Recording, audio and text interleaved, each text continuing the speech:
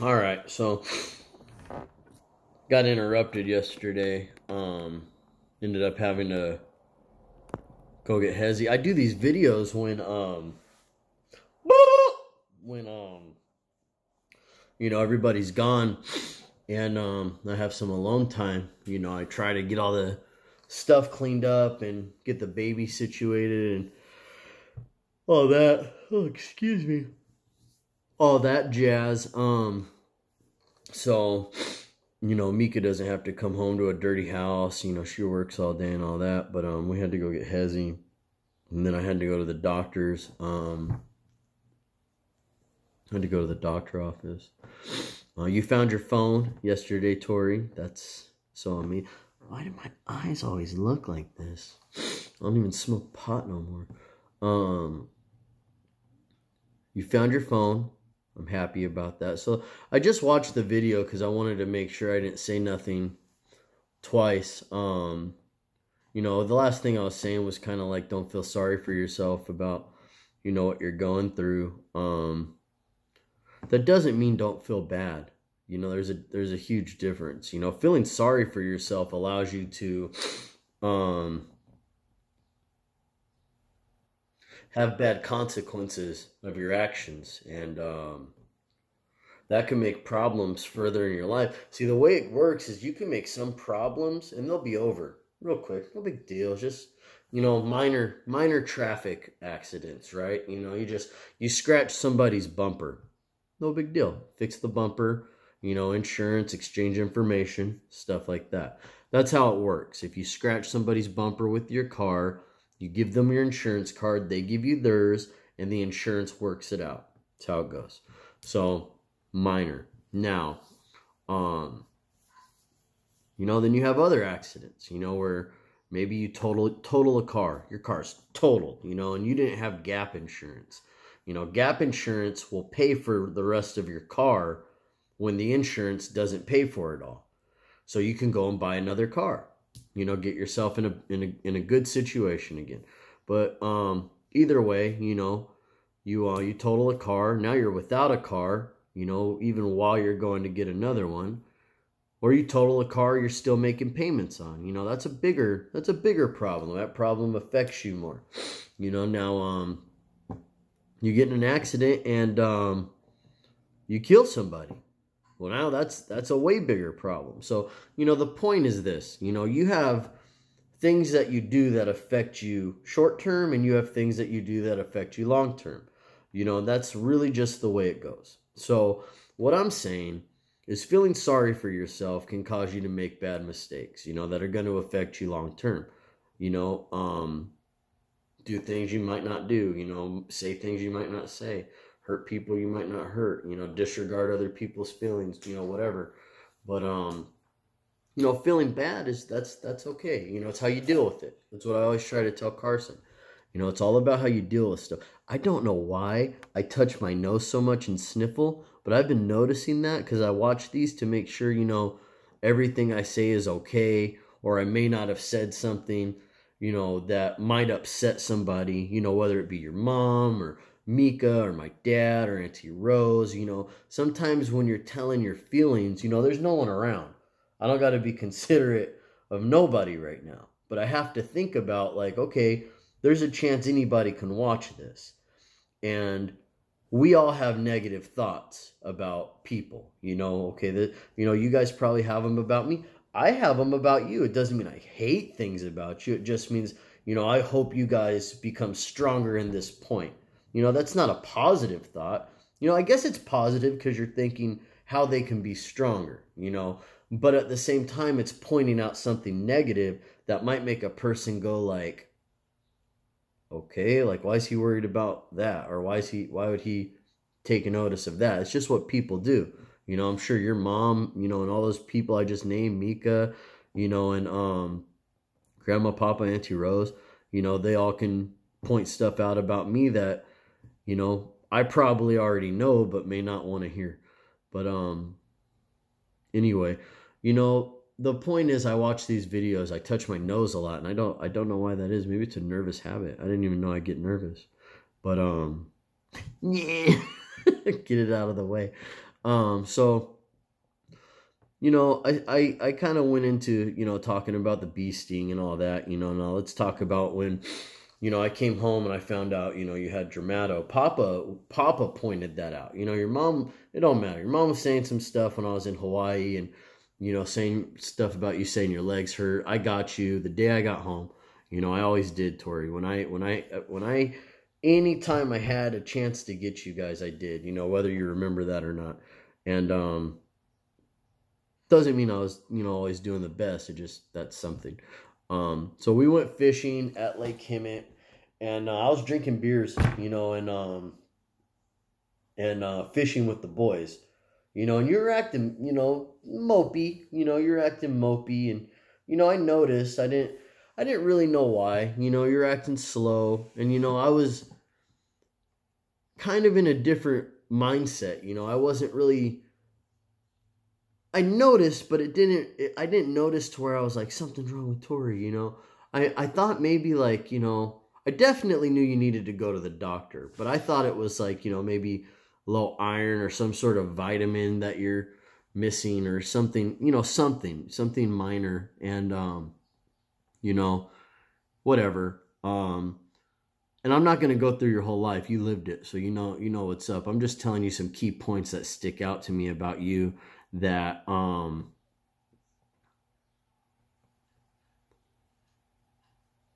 don't know how to say it, like are in my heart, like my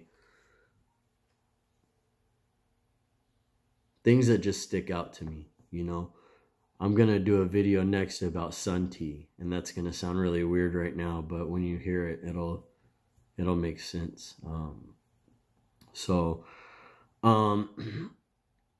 Anyway, we get back, and I wasn't getting like drunk. I was just, having some beers and chilling. Papa was there. We were all having a good time. The boys were, knee deep in water. I was knee deep in water, and we were fishing. And, we got back to the mobile home, and you were getting out of the van. I didn't know what was up with you. I was like, why is she acting so sluggish? What's up? And you started walking up the stairs, and Papa was like, Nick, look at her.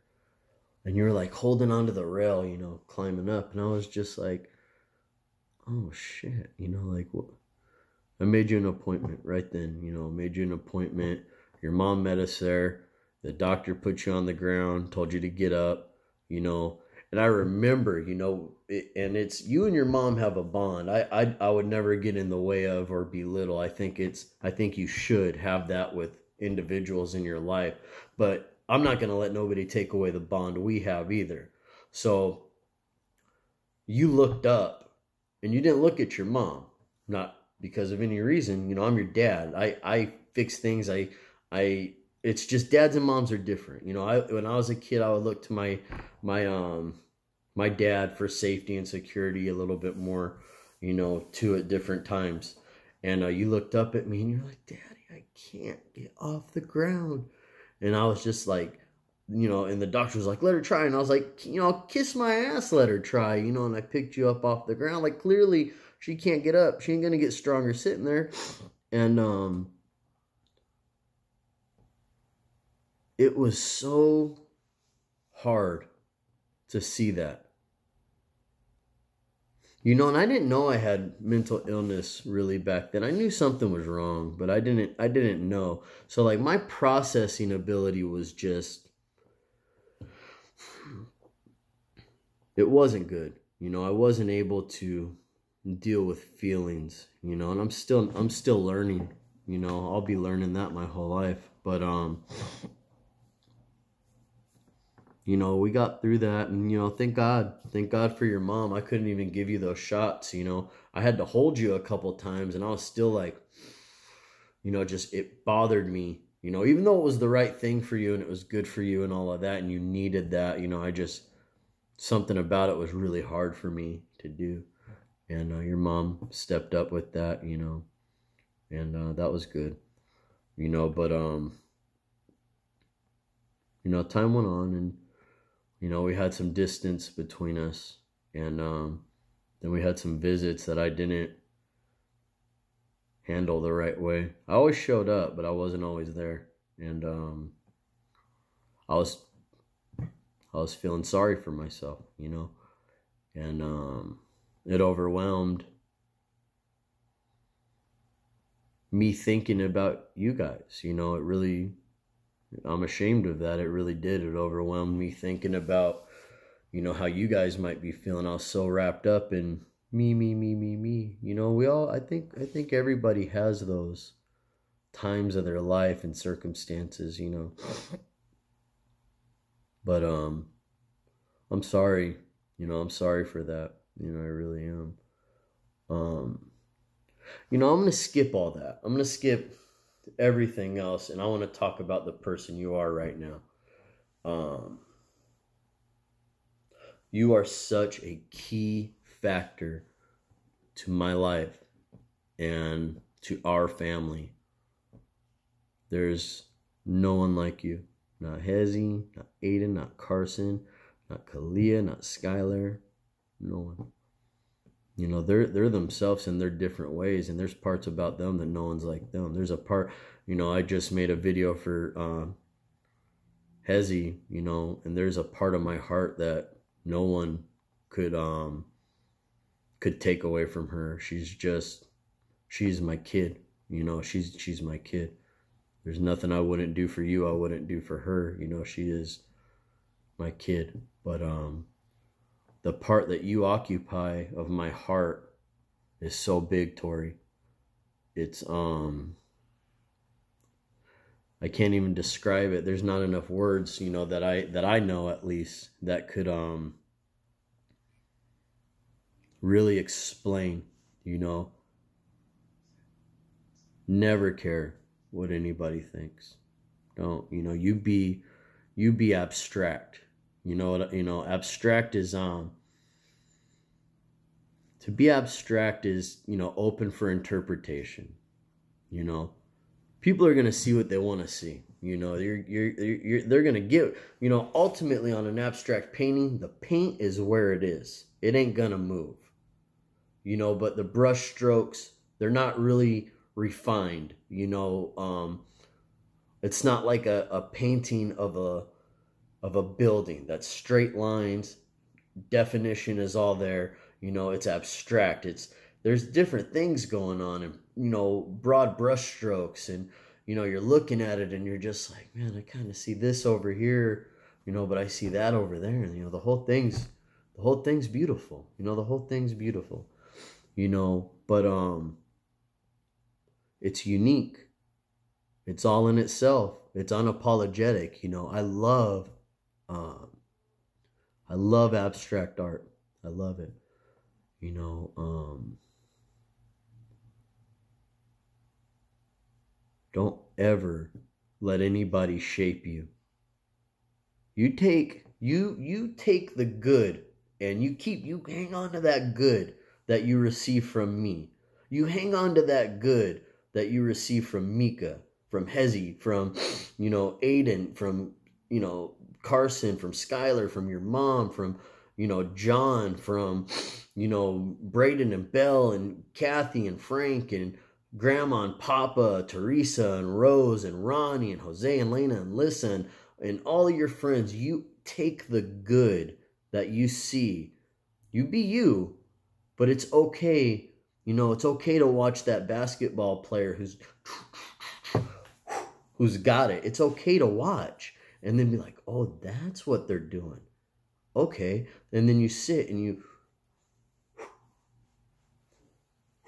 and then next thing you know, you're like, hey, I'm doing what they do too. And they do it right. So there's nothing wrong with me, you know, taking guidance from that. You know, that's what you do, you know. But if you got some clown, every time he dribbles, you know, he's trying to do too much and he hits the ball on his foot, you know, and the ball goes rolling out of bounds or to the other team, don't copy that guy. Don't take no lead from him. You know, and I don't think you will. You know, I really truly don't think you will. I don't think there will be, you get older, I've already told you, you're going to make all your own decisions, I'm the type of parent that knows there is really absolutely nothing I can do to make you do what I want you to do, if that makes sense to you. Nor would I want to. I think a parent that does that's an asshole, plain and simple. Well, I played football. I played in college. I almost went pro. So my son better play football. I'm built this way. Carson better be built this way too. I know you think I'm hard on him. I don't want him to be like me, Tori. I want him to be able to be a man in a man's world. That doesn't mean this is a man's world. That means he's going to live amongst men who have a certain view of how men are. So when there's a guy who doesn't really fit the bill, he doesn't have to be the toughest. You don't got to, break logs all day with your teeth. You can be a computer programmer. You can be an architectural engineer. You can be a barber. You can be a whatever. You could be a hairdresser. But there still is a understanding that men are built a certain way. And there's certain things that you do have to learn. Like, okay, to get by in certain climates, with ease. With ease. Everything ain't going to be easy. People are different. I'm different. Everything ain't easy for me. But I know, if my feelings are hurt, and I go to work amongst a bunch of construction workers or even a bunch of guys at an office, and I'm sitting there crying at my desk because, my feelings, they're going to be walking by like, okay, dude, time to switch the meds. They're not going to look at you like somebody they could count on, somebody who's headstrong. It's more accepted for a woman, for a female to cry and show those kinds of feelings, which I don't think it's right, but it is what it is. Men aren't wired the same as women, and there's a lot of, that's why women live longer. That's a fact. So there's benefits to both sides, but I don't ever expect him to be like me. I want Carson to be only who Carson is. Little giggly, goofy kid. I'm so sensitive. I am so sensitive. I don't cry much. I don't really. I don't cry like that. But I used to when I was his age. So I'm not trying to, I don't know, bust his balls about it or nothing. I just trying to help him. A bunch of Messias women around. Raising him. And sometimes it's good, and I'm not belittling that either. That's, I think they all have their good things about them too. Even if I don't say it that often, I can pick out a handful of good things about each of them right now. I knew them for a long time. But, and they could too, even if they deny it, about me. But, it's good to get that other side, being around 4 women, and some aunts all the time, might make a kid who's treated as, a baby have a harder time adjusting to being around boys and growing up to be around men. Might be kind of confusing. So that's what I try to do. But, there's stuff about you I don't get. I don't get it. I don't get the squishy stuff. I don't get the... that's kids nowadays. It's all you weirdos, I don't get it. But you're pretty grounded. You're a pretty grounded kid. And I like to think I had something to do with that, the way we talk. We just had a pretty good conversation Sunday. And you have this way about you. We'll be talking and you'll be like, you know what, Dad? I this and this and this happens, and so will act this way, and I don't think it's right. I don't get that. I don't get how You know, somebody can just be mad and then not say sorry, but just start talking. You know, and like we have real conversations like that. You know, and I hope you cherish those, and I hope you remember what we talk about. You know, I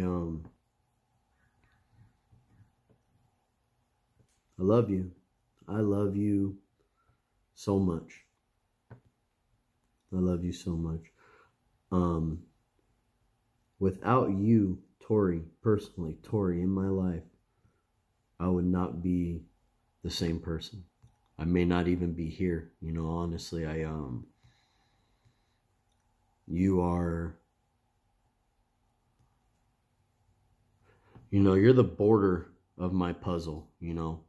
You make the border and you fill everything else in. You know, you really are, you know. And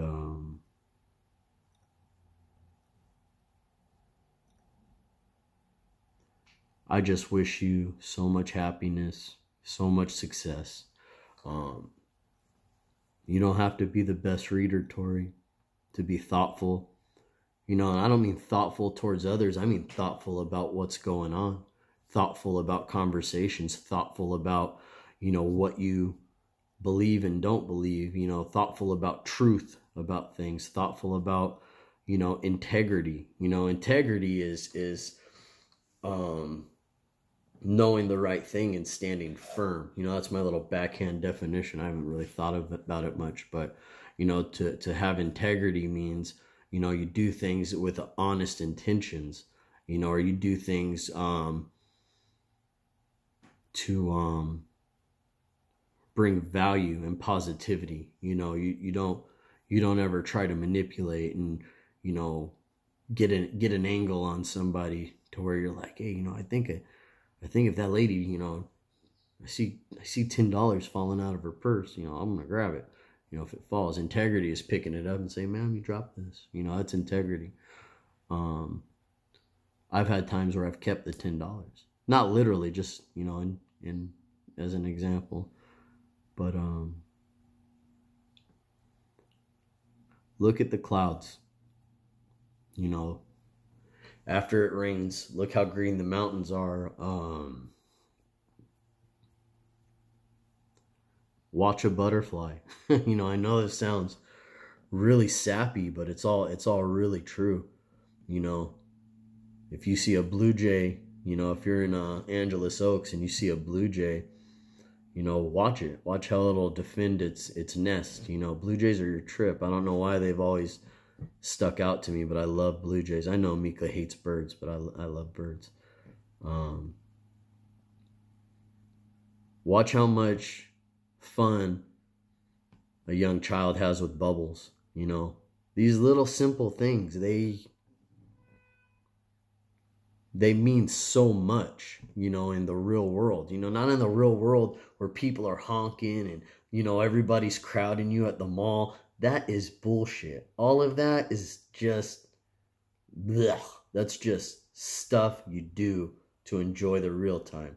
You know, make as much money as you can make so you can enjoy the real time. Don't have kids early so you can travel and see the beauty of other cultures, you know, and the beauty of the world. You know, these monumental things that man created, you know, structures, and you know, go see the pyramids and Stonehenge and, you know, the Great Wall of China. Like, go and look at these monumental you know, things that you know, the Grand Canyon, you know. I don't know the national park in Utah, but I've always wanted to go to it. What is that called? You know what we gotta do. You know what we gotta do. Gosh, I don't even want to Google it because I know it. I'm gonna be so mad at myself.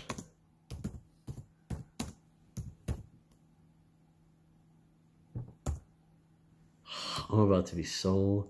Alright, give me one more second. Let me think. It's like something biblical, like Moses or Noah or... Watch. Zion! It's not biblical, but Zion's like heaven. I knew it was something to do with that. Zion National Park. Look it up. Go there. You know, have your mom take you. Have John take you. You know, see if Papa and Grandma will take you guys camping there. Take pictures. Make memories. Smile. When somebody frowns, smile. Don't ever let nobody, you know, be stepping on your toes and you're smiling like an idiot at them. And you won't. You back them up. You better back up, dude. You better back up, you know, because if I come home and I got to start backing people up, I'll go right back away, because I will. I'll slap somebody. I don't let nobody mess with my kids, my wife, you know, my parents, my sister, nieces, nobody. But smell a flower, you know, smell flowers. And then, you know, it's funny, you know, Mika put on this hand cream the other day, and I was like, what's that smell? You know, what's that smell? And then I was like, it's rose petals, you know? If I never stopped and smelt roses, like, I would never know that. You know, and this stuff sounds silly, you know, it sounds goofy, you know? But, you know, to look at these things and watch, you know, that's real life, you know? That's what's real, you know? But yeah, I kind of feel like I'm babbling, so I'm gonna end it right here. And then I'm gonna try to make the videos, you know, I got this video editor, so I'm gonna try to put them together. More coffee. I'm gonna try to put them together. If I can't, I'll just do a part 1, part 2. Look up abstract paintings. Get in a painting class. I know you love art. Be an artist, Tori. Be an artist. I mean, that's... If I can go back and do anything over, you know, I could read, and, you know, I'm smart enough to hold a conversation with smart people, you know, even fake it with somebody who's way smarter than me. But I love to cook. You know, I love it. I love creating and baking and cooking and trying new things and making Mika happy. I love when you and Hezi are like, oh my gosh, that's good. Like, it makes my day, because it's like I'm pleasing somebody. You know, food is such a personal thing, you know. You don't just eat anybody's food. That's crazy. But be an artist, you know. Look up abstract paintings. You'll love them. I mean, you'll love them. Anyway, I love you. To the moon, around it, and back a few times, okay? So, I love you, Tor.